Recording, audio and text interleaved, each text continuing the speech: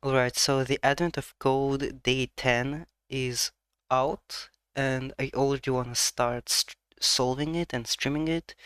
But before that, I want to follow up on the previous stream where I was so stubborn to implement a single approach, a single stupid approach, is that I ended up trying to implement it for like 3.5 hours straight.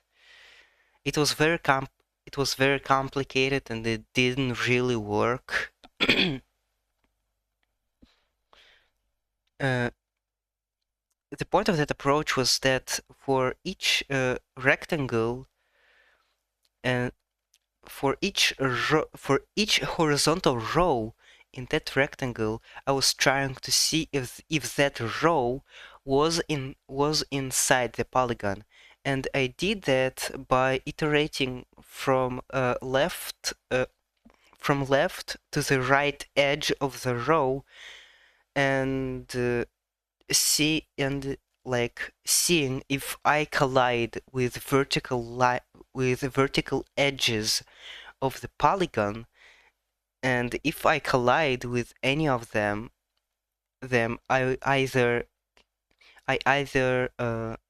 like I either consider that they entered the polygon and I am now inside the polygon, or that I left the polygon and that I am now outside of the polygon. And if any square outside of the polygon happens to be inside this row, inside this horizontal row, I consider that the entire rectangle was peeking outside of the polygon, and hence it's invalid.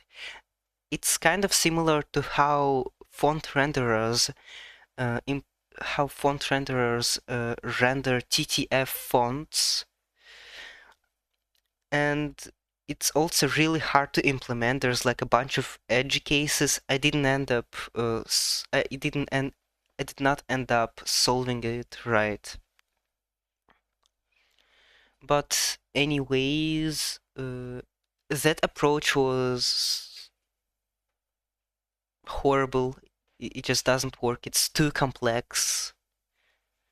So instead of that, I figured out a simpler approach, which is that I simply do a bunch of AABB collisions. I try to see if the rectangle collides with any edges of the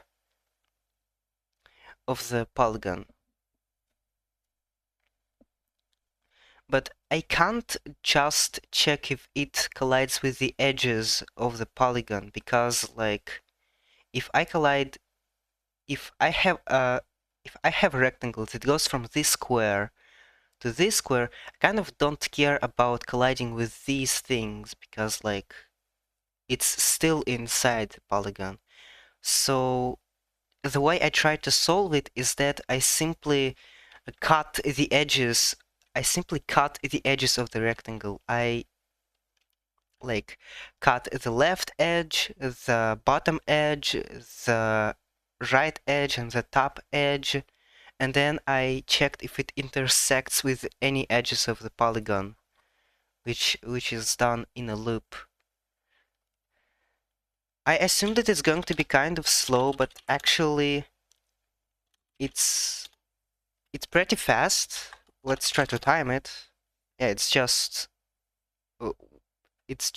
140 milliseconds. And the answer is right. Let me count the zeros. Actually, no, I'm not going to read the number.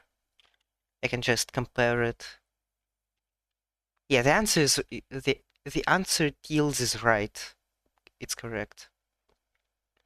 Well, anyways, that's about it. I love you. Bye.